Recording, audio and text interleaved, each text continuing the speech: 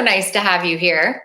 Thank you so much for having me on. It's a long time overdue. It is a long time overdue. I was thinking about that. I'm like, I know Leslie. I know her as a person. We're working together at Endo Found. I've seen so much of your content, and I feel like what I don't know about you is your actual detailed journey with endometriosis. And I want to know everything about it. And I'm sure people watching want to know too.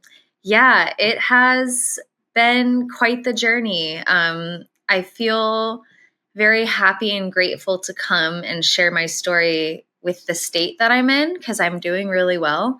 But I will always want to take any opportunity to share kind of what I've been through because I get still to this day, whether it's friends or people on Instagram, so many people reaching out to me and they're like, I think that I have the thing that you share. So if it can help one person, I'm happy to share it. So I started my period when I was 13, as many of us did around that age. And it's hilarious to me because the day that I started was my first time ever away from home at like a sleepaway camp.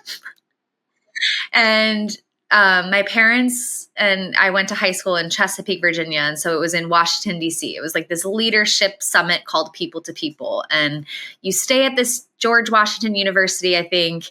And it's like this overnight thing. You have these groups of people. And this was particularly on the day where we went to the Air and Space Museum.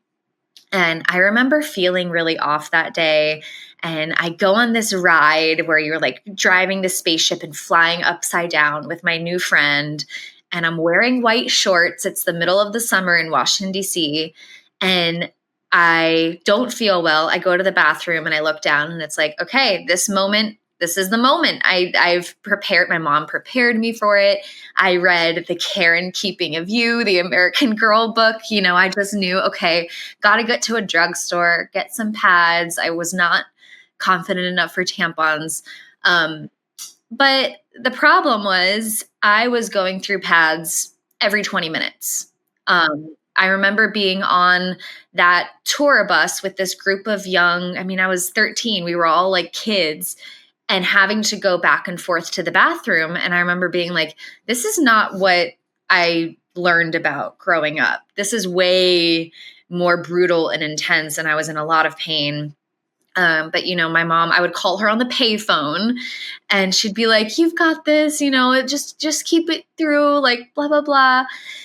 And so that day kind of started, the signs were there even from that first moment, that this was not your typical experience. And all through high school, really severe pain, but I just kind of thought that this was what it was. College got really gnarly. I've had roommates tell me that, I kind of don't even remember, but they're like, yeah, you would get really sick and, be in bed for days and you'd miss class. But I would say my early 20s, 22, 23 is when I started really getting in tune with my body. I wanted to learn all about health and just my natural cycles of things. And that's when I started noticing that something really wasn't wrong because a few days in bed turned into a week in bed. It turned into sudden symptoms like severe bloating, even when I wasn't on my period, acne, fatigue, joint pain. I was just a mess. And the days leading up to the period, I would always feel kind of like I was floating, like I was not in my own body. Depression. Now I know that that's PMDD. But it all kind of came down to the summer of 2018. I started getting really, really sick around my period. I mean, when that moment started, when I would start bleeding, it was, just pure agony, throwing up. Like, I remember I have voice notes of me like recording myself for the future. And I was like drooling because the pain was so bad that like my body, I couldn't even control that. And I remember it wasn't even online. Someone told me you should look up endometriosis. And I went to a gynecologist here in Nashville, and she told me, yeah, it could be endo. You can either get pregnant or or get back on the pill, or we can do an ablation surgery and just like check you out. And so I was like, cool, no, not yet. And I don't want surgery. Well, this was also just a few months before I married my husband. We got married in November. And so we had our wedding. Again, I was kind of in this phase with my career too. Doug was in the beginning of everything. We were traveling multiple times a month. I was kind of trying like not to admit that there was an issue, right? I was just pushing through as some of us do, but it was really, really bad. And we had our wedding, thank God, not while I was on my period, but just a few weeks after our wedding was Thanksgiving. And we went to Virginia to visit my parents, and I started my period there. And that was the first time that my parents were around me while it was happening, and they were horrified. I couldn't, I can't walk while it's happening. My mom had painkillers. They weren't touching it. And they were like, Leslie, like, this is really serious. I think you need to do this surgery if this is the way that, someone needs to look inside you and see what's going on. So I called that gynecologist while I was in Virginia, and I told her, okay, put me on the books. And it was like a week after that. And I had the surgery. It was an ablation. And she opened me up and was like, yeah, you have some endo and you have a chocolate cyst that I popped while you were in there, and you'll be fine. Just like, you'll be fine. And so to me, I had no knowledge yet. This was just my first introduction to endometriosis. And so I made a post on my Instagram and I said, I have endometriosis, and that's kind of when I started getting connected with people, because all these people came and showed their support. But I did not have the knowledge yet to know that this was not, it wasn't just gone, I had ablation. She did something that she shouldn't have done with that chocolate cyst, and I was kind of in for a journey. So I had maybe 4 months of not as much pain when it came to my cycles. And then I just kept pushing through because I didn't want to admit that there was anything wrong. But my hormones were starting to get extremely elevated. My estrogen, I gained a lot of weight. My breasts, I had severe fibrocystic breasts all over. I almost describe it as constant. I have never been pregnant, but I constantly felt and looked pregnant. Everything was swollen. Just sore, tender. And then again, when that period would come, it was just complete hell and agony. The moment that I realized I needed excision surgery came in July of 2021. I was on a vacation with my husband to visit our friends in Denver, and I got my period, and it was so severe that we drove me to the hospital, and they told me that I was drug seeking and I couldn't come in. And I literally just needed something for the pain. I was like, I know how to get through this, but please, and we couldn't do it. And so that moment I posted on my story and was kind of in a moment of, agony and despair. I posted, and Jenna and Jillian from the Endo Co reached out, and they were like, I think that you need to do some serious research on getting an excision doctor. This is the gold standard. So that's when I started doing my research, and I had my excision surgery in January of 2022, which was 3 years now already. And she told me that I have had endo I have the voice note on my phone. It was COVID times, so everything was recorded and over the phone. And she basically was like, you have had endo for years and years and years and years. She kept saying, and years. Like, she's like, I haven't seen, like, this is so much. It's so deeply infiltrating. My colon was all wrapped up. Everything was adhesed together. And she basically told me, yeah, that surgeon who opened you up that first time, like, missed all of it, like, this is very severe. And so I know that's a long-winded thing, and there's so much more to the journey, obviously, but it was very, very eye-opening. And I've never had that level of validation that when a specialist told me just how bad it was, it made everything make sense. And yeah. Yeah. And there's so many things to unpack there, including popping and endometrioma. Mm-hmm. I mean, we know that the contents of an endometrioma spilling out can cause havoc Mm-hmm. to organs, surrounding organs. That is just insane to me. Yeah.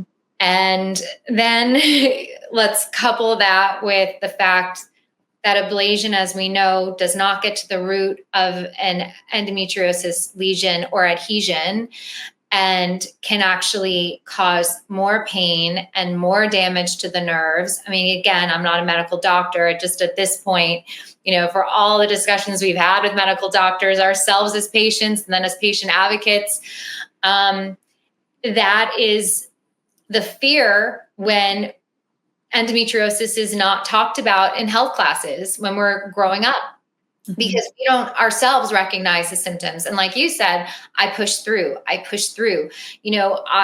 also started my cycle very, very young at 11 years old. Wow. And I also thought that I just pulled the unlucky straw, that I was the girl in the class that had the heating pad and the ibuprofen and, went through pad after pad. And, and it was because of lack of awareness and knowledge. And that's why these discussions are so important. And I think too, when we talk about endo, and I always like to drive this point home, like, yes, it's considered a benign disease, but I really think at some point it's going to be reclassified because of the way it gets worse with time and how it can incorporate, like you mentioned, your colon and the severity of that. So like pain is a message to us saying something is very, very wrong. And unfortunately, when you go to an ER that's ill-equipped, or you go to a doctor who doesn't have the know-how or the education behind it, they go, oh yeah, crazy lady, pill seeker, and you are literally in a position where you could have had a bowel obstruction and died. Exactly. And on the flip side of that part too, I also took such a deep dive when I was in the midst of my worst pain into the holistic world. And it taught me so much that you really do need that balance, because so many of these natural leaning doctors told me that, I needed to clear emotions and that would help my pain, or cut out these 20 foods, and then I developed orthorexia. So like I was willing to do anything that anyone told me to help my pain. And sometimes you really do just have to find the specialist and cut it out from the root. And it changed my life tenfold. So like looking back at everything that I've been through now, it was, I don't know if I would change a thing, because I learned so much of who I am along the way. And now I'm able to use my platform and just the conversations I'm having with people to like guide them gently. But it is crazy how many people claim that they know the answer. If you just try this supplement, this. And yes, a lot of those things help. Yes, like going gluten-free for me, for example, I have to be gluten-free. I have horrible flares. If I have any little bit of gluten, I'm in bed for a few days. But did I need to cut out 20 different foods and do these intense things? Like, no, because it is a deeply infiltrating disease, Yeah. I mean, I think that's the frustrating part, where people think that you can, so many endo community members and patients are expected to almost heal themselves. And be So perfect. yeah. And not only advocate for ourselves, but also heal ourselves. So I heard, well, why don't you do some Pilates? Yeah. Oh, yeah. I complained about my endo belly because I was, and I have adeno, and I was just bloating to the point where I looked, like you said, pregnant. And I wasn't eating anything bad. I was cutting things from my diet. And the response was like, well, you should fix it yourself. You do, if you get a better, if you get better abs, you'll be better. So in my head, I took it as I must be out of shape. Right. I must not be good enough because I'm having this reaction. When meanwhile, it's literally a deep infiltrating disease. And we also know too, like you can change your diet. You can even do over the counter medications or even prescription medications that a doctor can give you. But if you have advanced stage endometriosis, that is, or endometriomas or ovarian cyst, nothing is going to cure that. Or I shouldn't even say cure because we know there is no cure, but nothing is going to alleviate that except a surgery at that point. 100%. Yeah. And it's taken a lot of unlearning and a lot of, I don't think people talk quite enough too on the level of toll endometriosis can take on your mental health. I found myself in some of the darkest places I've ever been in while I was in the midst of that pain because I thought that maybe I wasn't doing enough. Maybe it was my fault. Maybe my body isn't equipped to handle pain or a normal period. Even after I was diagnosed with that first ablation, I convinced myself that I was overreacting. And I think that that is such a common experience amongst these people with endometriosis because we are told as women that, we're being too much. It's just anxiety. And the medical gaslighting that I had for years leading up, that's a part I didn't even dive into, like the amount of doctors that I saw begging, please, like, oh, you have nothing on your ultrasound. You're fine. Now it is infuriating. And you really do have to, fight like hell and advocate for yourself and not give up because they will put you into a box that you're not meant to be in. And I think we are so much stronger in numbers. And that's why I'm so grateful to work with EndoFound and be able to share like the things that I've learned from my story so that other people, I always think of me before that first surgery. What would she want to know? Yeah. No, and I always get emotional when I hear about someone having to doubt themselves and their own sanity because of how doctors sometimes can treat us. And like you said, that emotional toll. And, even with endo diagnosis, endo manifests and presents itself in different ways at different times and stages of your life. And even with a diagnosis, you can be dismissed. It's happened to me where, endo does not go away. Some people have better luck than others. Some people manage it better than others, but it is a chronic disease. There is no easy answer for alleviating symptoms. And for some people, it does, it does come back, and we pray that it doesn't, but it does. And I'm so glad that you mentioned that part of it because the gaslighting is a real thing.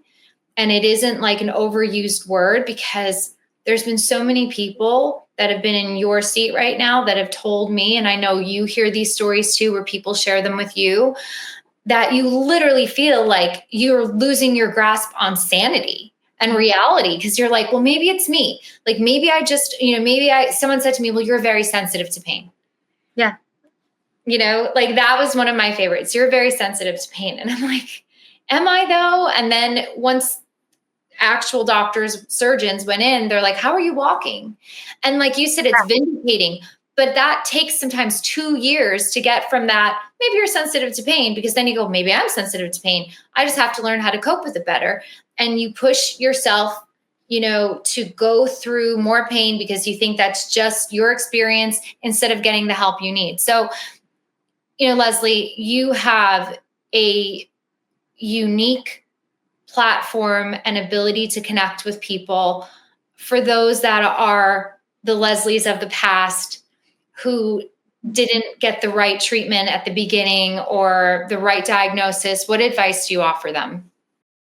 I want people to know that you're not crazy and you're not alone. And social media can be a lot of things, as someone who has been in social media for 12 years now, it can, be really great for your mental health. It can be really poor for your mental health. It can expand your world. It can make your world feel really small. But one thing that I know about endometriosis is, boy, does endo have an incredible community on social media. And so it wasn't until I got introduced to people and places like EndoFound that I gained so much knowledge and so much community. And I really and truly think that community is the key to healing, whether it's mentally, finding the right tools to feel good and better physically, but we have to be stronger in numbers together, because 9 times out of 10 you go to your family doctor, the local gynecologist, and we will end up with these doubtful diagnoses or lack of comfort, lack of care, and that puts us even more in our head. But when you can have a real conversation with someone who has been through it and can validate you and encourage you and say, no, you absolutely got this. You should get this surgery. I know it's scary because you don't know what's going to happen, but if you're in pain, that's not normal. Sometimes that can literally change someone's life. And that's what I've come to realize, is having the courage to share my story, all the others, thousands of other people who have shared their stories about this disease. It has such a ripple effect that we can't even comprehend. Like, I've been connected with some of my deepest friends because of this disease, and it's made me a better friend. It's made me a better partner. All because I feel like I've been through, the depths of everything. And I've had to almost take everything out of my closet in my life and figure out what I wanted to put back in. And one of those things that I put back in, I want to be an advocate. I want to have a strong community around this, but I also want to, constantly live my life like in a way where I can be really proud of all of the things that I've pushed so hard through, because I don't think we give ourselves enough credit of how freaking tough it is just to make it through a 24 hours of painful endometriosis. And we've done that, and we've done it countless times. Like, that is badass. I want to wake up in the morning and be like, I've done that, and I do that, and I continue to push through. And it's really crazy too, because so my husband Rob was diagnosed with multiple sclerosis in October of 2023, and it came out of the blue. Endo, as we know, it's like this cycle. It gets worse and worse and worse and worse. Like you said, that it's likely not a benign thing. Like, it builds and builds and builds. Whereas Rob one day had severe vision changes and a massive seizure, and then all of a sudden we're at the neurologist and he has MS. And this was 2 years after my surgery. Not even, like, a year and a half after my surgery. And so we had been living in this new normal of, okay, Leslie isn't essentially disabled. The first 6 months after my surgery were incredibly tough, as many of them are. But then I started to feel relief. And so we were like figuring it out, and I wasn't having to cancel on people all the time or cancel the wedding trip that we were supposed to go on. And then Rob got hit with this like earth-shattering diagnosis. And I, for the first time, was grateful for my endo, because it gave me every tool that I needed to be the partner that he needed.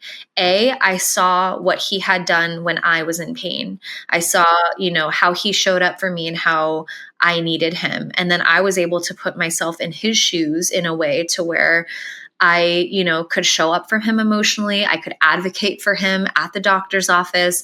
Obviously, the diagnosis wasn't what we were hoping for, but I think as humans, we are incredibly capable of love, and we're incredibly capable of adaptation. And so that is what our marriage is built upon. Like we are absolute best friends. We're madly in love with each other, but we also know how to adapt. And that is something that, chronic illness, these autoimmune, it really teaches you just how, like, you can still have a beautiful life even when and I get emotional thinking about it, but you can still have a beautiful life when you're in pain and when you feel like everything is different and that the shoe has dropped.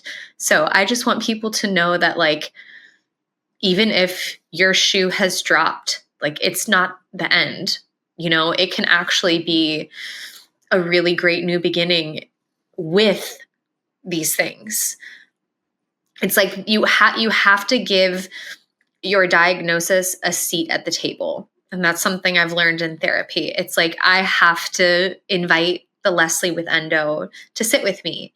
And Rob has to invite the Rob with MS. And, like, there are days where I tell him, I love the Rob with MS. Like, I don't wish that away from you, just like he doesn't wish my things away from me.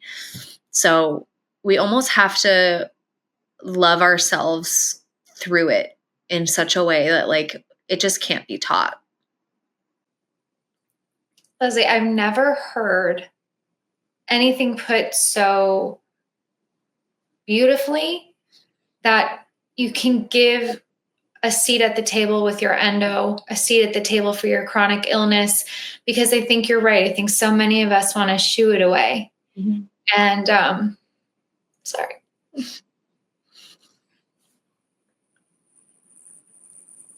Yeah. I try and always visualize myself as a little girl. And then I visualize myself as a young college student. And then I visualize myself in the bed in the fetal position, again, literally drooling because I couldn't even function with pain. And, like, all of those me's are me.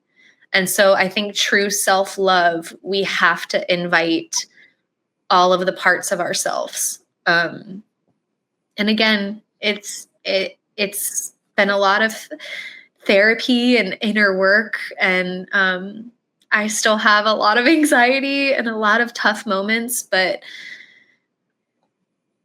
I don't think I would be who I am without endo, and so I have to have gratitude. And it shows me, though, even like this conversation, having these conversations, and like meeting my friend Bindi, I wouldn't have ever been connected with her if it weren't through this disease, and seeing that she has made an earth-shattering ripple effect. I mean, I mentioned the word endometriosis now, and they're like, "Have you heard of Bindi Irwin?" And I'm like, "Yeah, I know a little bit."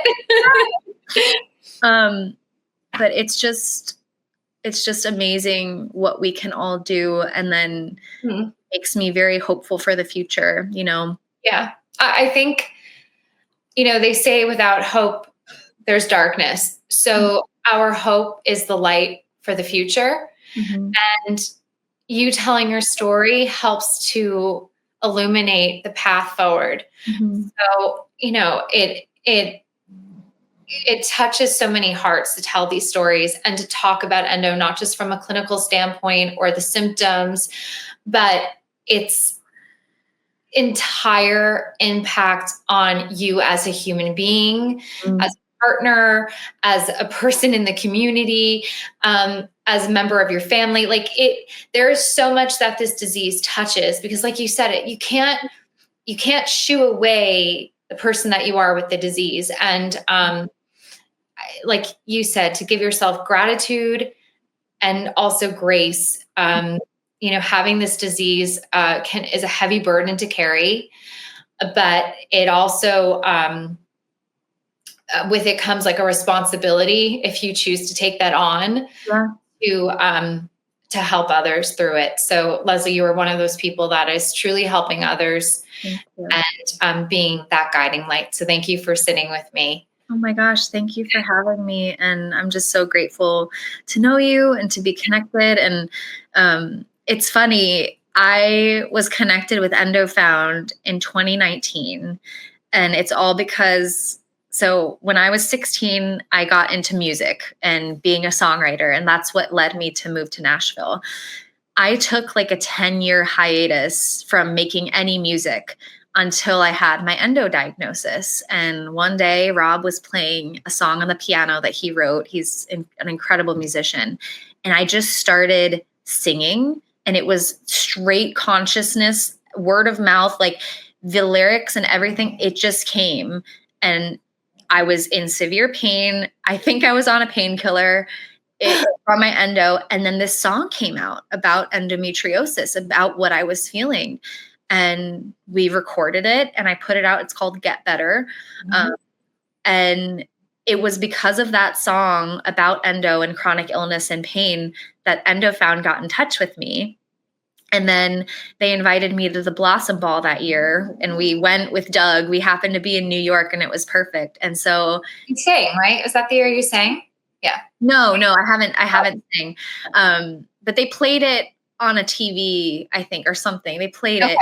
But even that, it's just these little moments of life. Like if I hadn't, like, it was this big moment for me to, reignite my music, because I just felt very defeated in that world for so many years. And then, but I did it with the intention of like having others who could resonate with my lyrics potentially hear it. It did. And then now I'm connected with EndoFound. And so another piece of advice that I have for people is, even with chronic illness or not, like always take that leap, because you literally never know what it could lead to in terms of your future and your friendships and your connections. And I look back, and so many of my moments of fear of jumping off and like taking that leap, those are the moments that lead to years and years and years down the future of like friendships and stuff. So it's just crazy, because I don't know if I would be talking to you if I hadn't posted that random song. So that literally just came over you. And yeah. So that's some sort of divine intervention right there. 100%. Well, thank you, Leslie. And I'm glad to hear that you're doing well and feeling well. Thank you. Hopefully I'll get to see you again soon. Yes, I hope so too. All right. Thank you.